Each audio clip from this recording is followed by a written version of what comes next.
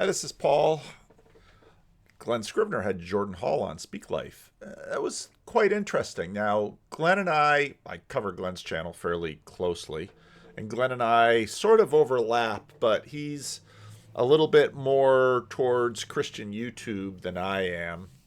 Who had the Christian YouTube meme? Yeah, it was Michael Sartori who noted this little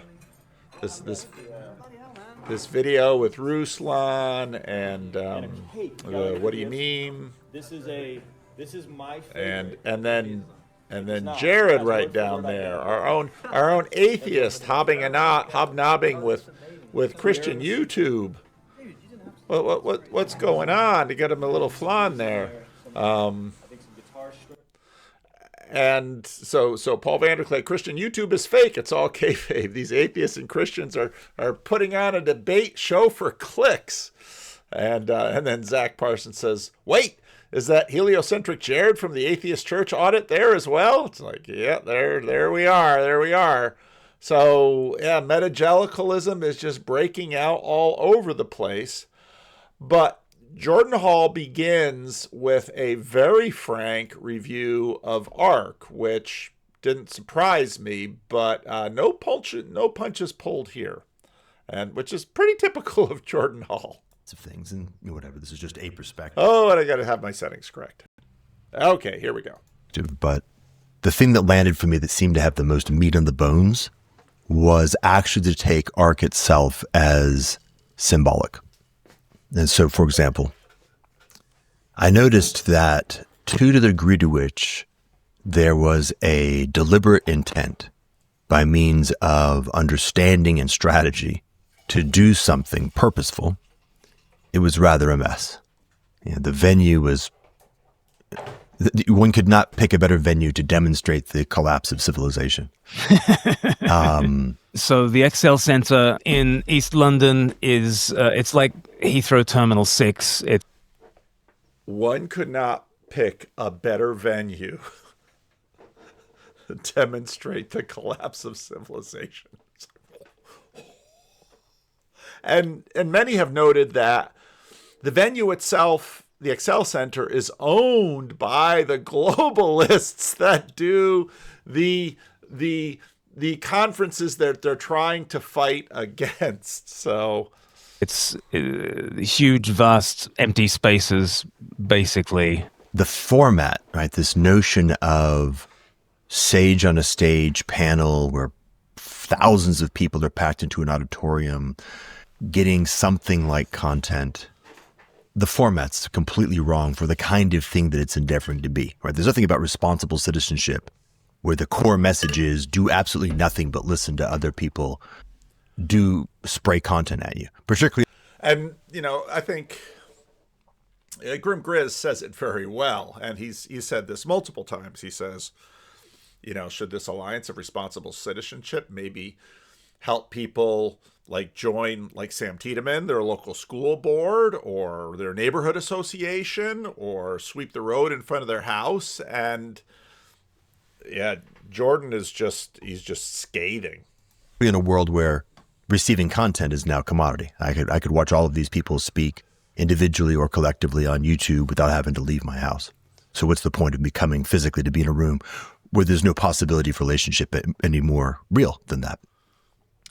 The topics that were selected, the panels that were chosen to speak on those topics, it was just sort of tepid, let's say, at best, with some things bursting through, but that's stochastic. What did you think burst through? Well, there was the difficulty that Jordan had in articulating his point at the very end itself produced an effect of bursting through. Maybe that's a pivot point. And that was a really good way of saying it. Now, Ethan Cawhey, who was on the live stream today, he's got a Substack, Pattern by Design, patternbydesign.substack.com. You can find it there. And this morning I read his Ark 2. I'll put the link below. His Ark Part 2. His he talks about a little bit of, how Jordan Peterson got his attention earlier. And again, there might, I think we really have to, at some point, I really have to make a video about Jordan and what seems to be going on. He's stalled in some key ways right now, and he's going to have to figure out how to get unstalled. And that's a complicated thing. It'll be interesting to see what happens with sort of the tremors around Daily Wire, if whenever his contract is up, if he shakes himself loose and sort of goes on his own.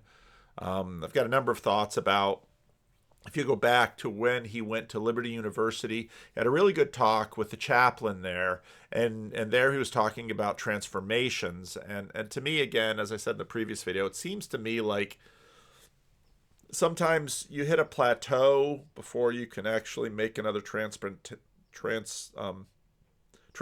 There's sort of a stuckness, and he seems stuck. And so Ethan says, well, let's talk about it. We're going to need to cover the style of his speech before we can talk about any of the content. If you're only listening, this is still somewhat evident. But if you're watching Jordan, then it's obvious he's struggling with finding words in his head that he did not write down or have available to him on a teleprompter.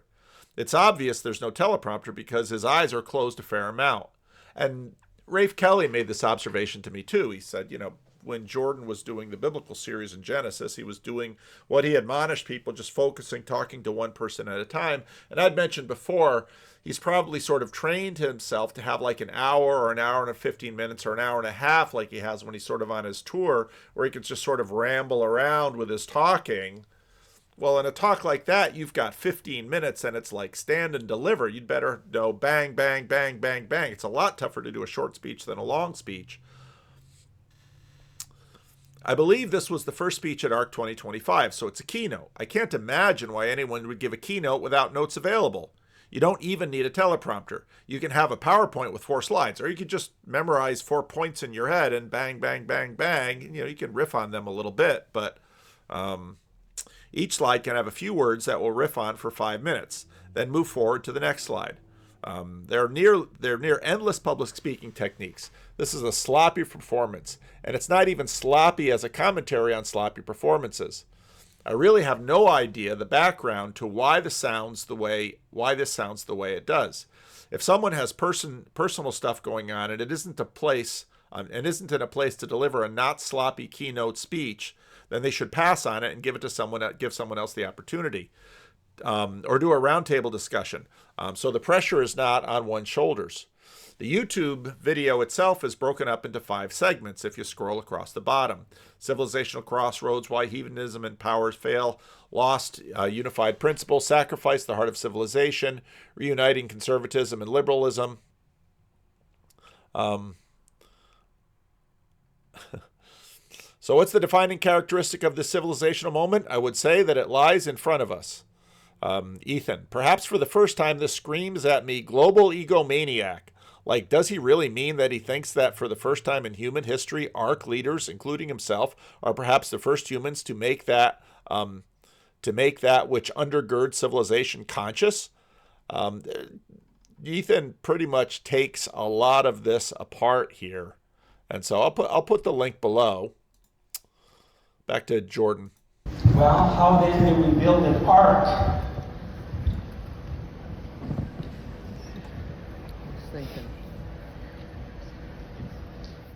Apparently David Brooks said some stuff that landed in a particular way. But in each case, I would say that the most meaty element of the experience was what was happening in the sub rosa, what was happening outside of the notion of the conscious intent. In many cases, against the conscious intent. Right? Literally, Jordan is trying to articulate something and is struggling so mightily that the fact of his struggle is the primary message. I didn't even attend any of the panels. I went in, was there for a few seconds, said, okay, this will be a waste of time. So what'll I do? So I just wandered around the floor. And by the way, so now we're going to shift to the other side. I wandered around the floor and I spent most of my time praying. And I noticed that was perfectly valid and legitimate. Okay, that's interesting. There was nothing, well, that's not true. Maybe about 20% of the people there who I encountered had a little bit of a withdrawal from the notion of encountering what was, I don't know, what you would call me, a strange mystic, not dressed appropriately to be in England. But nonetheless, there was definitely a presence of the possibility of prayer, no question. And I noticed an efficacy. So the serendipitous encounter, right, the possibility of just noticing that there was something going on and being able to move into it, which really does take advantage of the fact that all these bodies are in roughly this, a very walkable space, was profoundly rich. I had probably 20 or 30 encounters, of which this, by the way, is one, that were entirely off script and yet had a feeling of, okay, this is adding to my possibility, my reality. Either I am giving somebody something that it really seems like is earnestly a big part of what their story is, or the reverse, or both. Some big, some small. It was powerful. So it was the unscripted, the sub rosa, the guided that had real richness to it and substantial potentiality. And so then you could take these two and hold them next to each other. Hey, to the degree to which we imagine that we're even vaguely capable of something as audacious as redesigning civilization, re-engineering it from the bottom up, it will just look like the Excel form. Right? It'll just look like some kind of wreckage, some kind of mess, some kind of disappointing. So if you watch the video that I just made in terms of someone reminded me, because I made the comment about ARC, someone reminded me, the video with Jordan Peterson was recorded like months ago. So that was before ARC. So Jordan hadn't had his ARC experience yet, and which sort of explains why, the contrast between what he says here about ARC and sort of that little conversation about ARC that he had with Jordan on the Daily Wire exclusive thing. But also remember that Jordan has spent the last 20 years focusing on civilizational collapse. I was, just about to say that, and I just sort of remembered Dune and Muad'Dib. And so part of what happens in Dune is, of course, Muad'Dib, Paul Atreides, he's been into the spice. And he has these visions of the future because he has, he has taken the spice. He is now Muad'Dib. He's the Witzak Haderach. I mean, all of the Dune stuff, but basically seeing into the future. And what's so interesting is that there's a commonality, not only in terms of background, in terms of the whole Game B chapter that happened, but there's a commonality between him and Eric Weinstein in terms of doomsday. And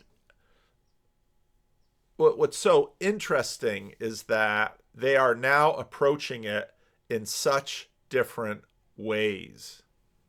Both of them have been focused on sort of the highest level, the civilizational level, and Eric Weinstein's approach continues to be what Eric is doing.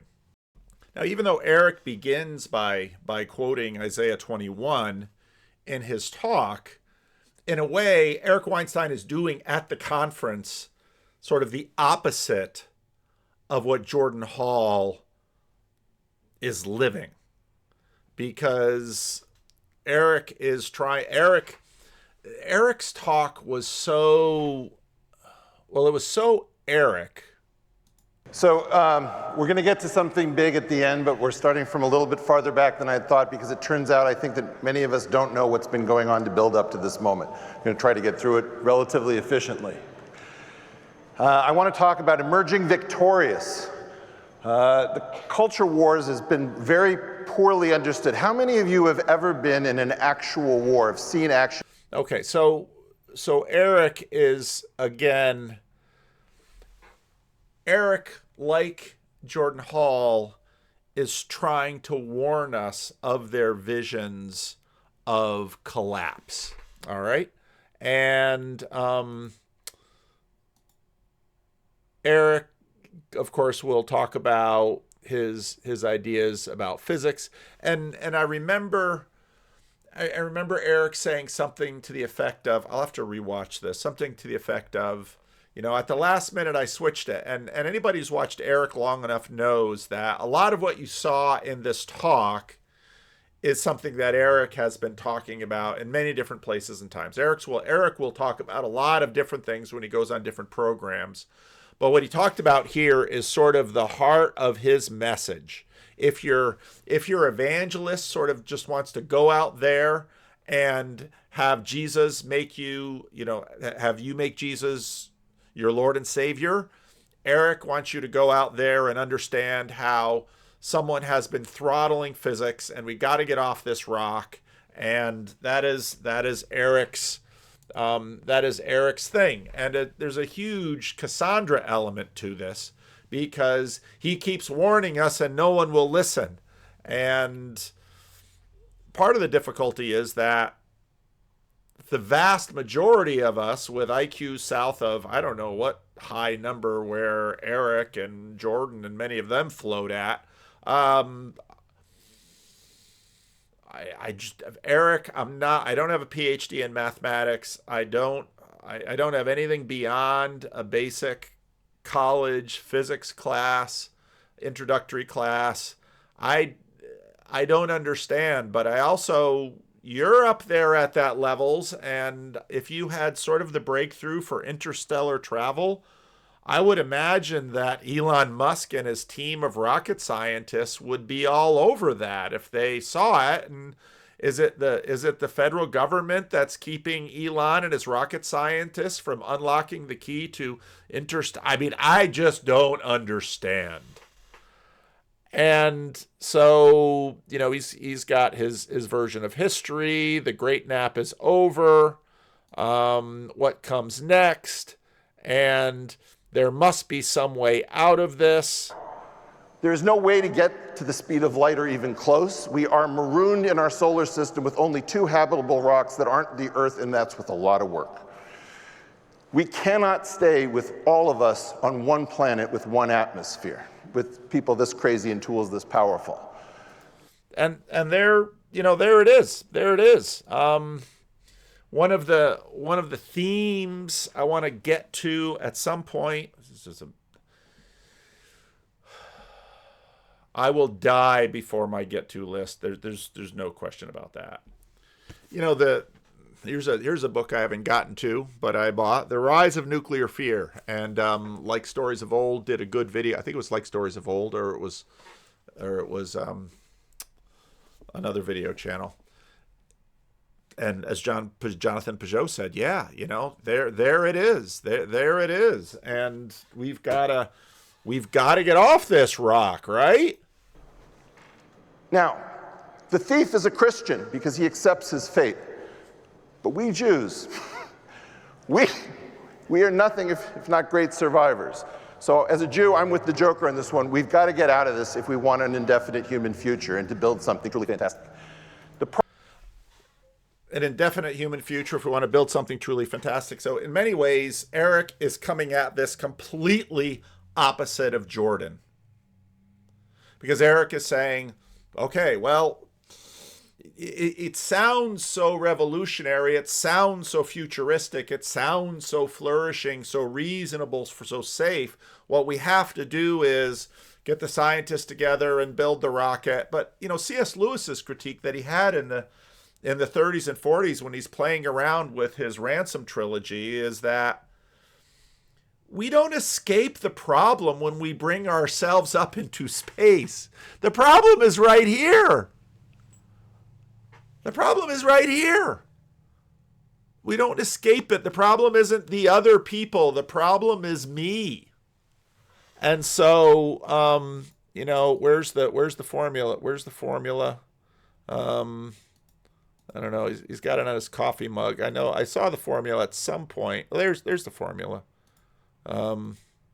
He's doing his best to share it with us. There it is. It's right there. The culmination of all human theory about base reality stagnated both abruptly and mysteriously in 1973 as we were spontaneously devitalized. And Jordan is approaching this in the entire opposite direction.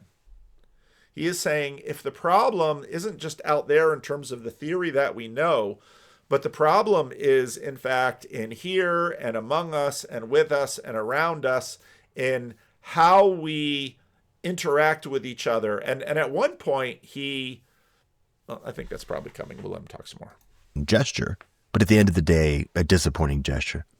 To the degree to which we allow ourselves to move back into a proper relationship with something that is much larger than us, and by the way, was always the source and origin of Western civilization in the first place, which was a piece of content that I think was relatively clear at the event.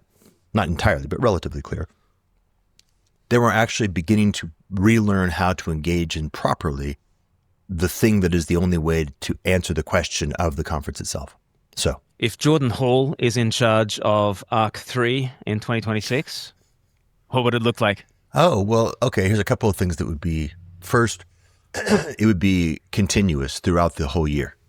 There's nothing about the notion of there being a single gathering that is independent. That can and should be very well part of something, but since you've got this body of people who've chosen to orient their time and attention towards something, and by the way, the very nature of what we're talking about implies relationship and engagement, then we should be building relationship and planting seeds and harvesting the fruits of that engagement in a continuous fashion. Relationship has to be at the bottom. It has to be the most foundational element, not information.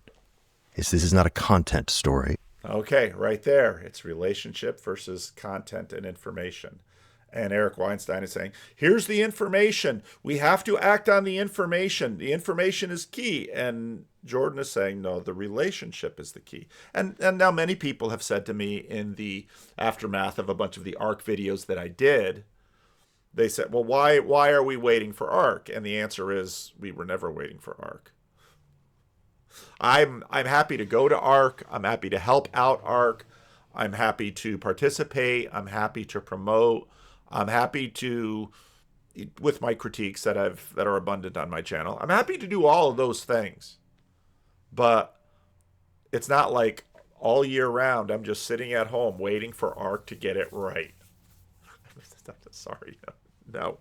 Well, what am I doing? Well, I'm doing what I'm doing. And I'm not a great physicist. I'm not a great mathematician. I'm not invited. I can't give them a can of slides and think, I'm going to go up on that ARC stage. And when I go up on that ARC stage, I'm going to give my shot. And then I'm going to put that formula on the coffee shot and the coffee cup. I'm saying, nobody's listening to me. I have the key to saving the world.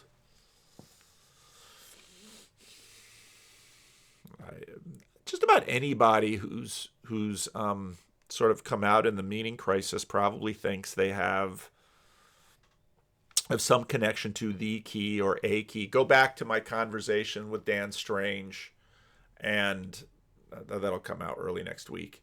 But maybe I'll clip that little portion of it out of it, because it's I'll have to think that through, because I was only in the conversation. I have to watch it and digest a few of the things that he said a little bit more, because there were some really good things in there. To the degree that you're doing anything meaningful, no matter at what level, if it's meaningful, you think you are doing something to save the world, maybe just a little portion of the world.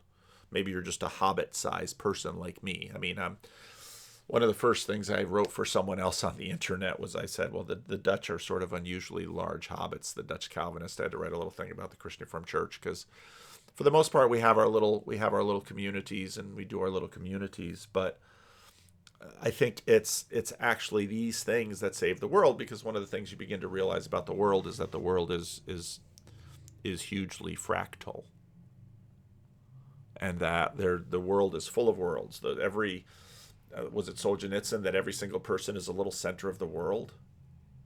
So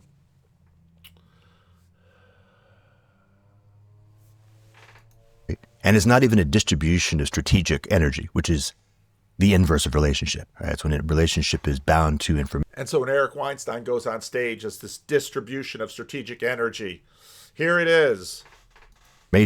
You get strategic distribution of energy. Relationship has to be the foundation. And of course, since relationship has to be a foundation, it also has to have the sense of intimacy, which means locality, real relationship. And creating more relational fabric is one of the primary elements. Even though that may not seem obviously useful, the point is that is what produces the possibility and the potentiality of really going up 2 or 3 levels from where we are. Right? So maybe one theme is to say, look, we're actually not smart enough to deal with the questions we're trying to deal with. So the only viable... Right there. We're not smart enough to deal with the questions we're actually dealing with. And I think he is exactly right. And I think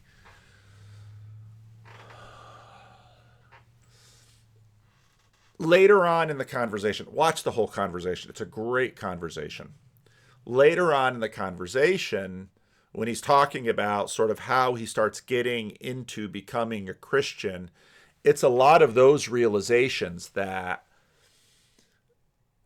most people, when they come to Christianity, if they've had high status, if they've been successful, if they've been celebrated, they come to Christianity like a lot of people come to Jesus, like Nicodemus comes to Jesus, like the rich young ruler comes to Jesus, like the teacher of the law comes to Jesus. And, you know, how can I inherit eternal life? They have all these questions, and it's like the idea is that Jesus is supposed to put a package in front of them, or maybe a mug with a formula, and say, oh, okay, you go take this and you save the world. And Jesus doesn't do that. Jesus says, well, you can't save the world. You're a human being. And what's more, a big part of the problem is right there in you. And so where you sort of have to start, where you do have to start is right there in you. And it goes out from there. No, I want some big grand. Yeah, I know you do. That's ridiculous. It's ridiculous. Thing is to learn how to become more capable, perhaps substantially more capable. Okay, well, learning has a very different shape to it than telling, right? It's not, and teaching. Hey, if we think we already know the answers and all we have to do is convey those answers with something like precise clarity to a bunch of minds and then tell them what to do, then okay. Where did we just see that? Oh yeah, it's right there. It's right there. I got to take a picture of that one too. There it is. I got to get hang on. It's really bad if I'm making the thumbnail while I'm making the video. It's not really bad. What I call that is efficient. And if there's anything I'm all about, it's efficient. Am I recording? Yeah. Okay. So here we go. Back to this. Maybe that plenary is vaguely the right approach. But if we know not only we don't know the answers, but we are not yet ones capable of even engaging with them seriously, then that's a very different kind of problem. Yeah. You said relationship is at the bottom of all things. I think that's been part of your kind of spiritual journey, hasn't it? In terms of figuring out what is the metaphysics, what is the substructure underneath everything else that we talk about. These sorts of questions have consumed you for decades, but in the last few years, you've come to some conclusions that you perhaps weren't aiming at Christian conclusions, but you certainly found yourself in Christian territory as you wound up with a conclusion that relationality is at the bottom of all things. Can you take us through some of the staging posts in that journey, and then let's get to Trinity. I think it's funny how this works. I didn't even realize fully as I was talking the degree to which I'm a poster child for the narrative I'm articulating. So perhaps as is usual, I'm really just projecting myself on the story. But back in the day, back in the late 90s and early 2000s, I was very much one of the techno-optimist autists who really did think that some combination of the right technology, the right technique, and the right information was going to solve the problem, or to put it more broadly, change the world in a very positive way. Not utopian, but utopian, like definitely in a positive direction. And for example, as a consequence of that, put all of my time and energy into building companies that made this conversation possible. Right, my companies there were 3. One was MP3, which they were able to enable confined broadcast media of the road, but the question of, hey, how do we actually successfully do this thing? How do we produce a better direction for the world, for me, just continue to be present. And the reality of the failure conditions of all possible, of intelligence. Intelligence can't solve the problem. Strategy can't solve the problem. And I mean this quite categorically. This was a very deep exercise with some of the smartest people in the world with substantial resources coming to the conclusion that intelligence can't solve the problem, that there's a gap, there's a fundamental gap. A fundamental gap. So, is this like a gap in virtue, in morality? Is it where does the gap? No, it's actually a gap in ontology. Okay. It's the relationship between epistemology and ontology. So at that point, I wasn't even able to enter into the category of gaps in morality and virtue. Those are real. Yes, we're talking 2009, 2010. Those are real, but ultimately secondary. We can cultivate better and better people through a variety of training. Right? We can use, this is hypothetical. We can train people to be more virtuous. So the real problem is, can we just get the right velocity of information? Can we get the algorithm to point towards the right things? Mm-hmm. As it turns out, there's actually just a gap. Reason, there are limits to reason, quite simply. And reason cannot address the category of this problem. Reason cannot deal with the complexity of reality. In this way, right? Reason can navigate very narrow problems, and one might imagine relatively complex problems like scheduling airplane trips across the world. Right? That's the kind of thing that can be done using intelligence. But those are complicated. They're not complex. And once you enter to complexity, it's a whole different ballgame, right? So and there's a whole bunch of like serious concepts that I just threw out there, but just that gets you there. The next one was I actually had to engage in a much deeper investigation of what I think the category would just be called philosophy. I had a degree in philosophy. I studied philosophy. I spent far too many years. So in our extended conversation on the Discord server, we'll get into the difference between, you talk about elsewhere, a substance ontology and a relational ontology. We'll get into that on the Discord server. But I take that to mean the difference between thinking that things are primary and thinking that relationships are primary. And in that philosophical mode, that actually is a helpful staging post on the way towards faith in the triune God. But that realization that your relationship to truth is also caught up in your relationship to goodness, is also caught up in your relationship to beauty, is also caught up in your relationship to others. It feels to me like in your story, that philosophical frame of mind actually, as you think about that more and more, leads you to a more religious frame of mind. Am I getting that right? We have to be in a religious mode to engage with all these problems and questions. We're no longer in a philosophical mode, but religions have a bad brand for a reason, right? They're ultimately, let's say for the moment, we got to throw out the baby and the bathwater and see if there's something left over, something like that. So that's what. All right, I'm going to stop it there. Watch the whole conversation. This was one of my favorite Jordan Hall interviews. Jordan is not an easy guy to interview. Early on, Glenn has to work really hard because Glenn has his audience to consider there and to try to figure that out. And I think in the end, Glenn does a really good job of sort of bringing this out. So by all means, watch the whole thing.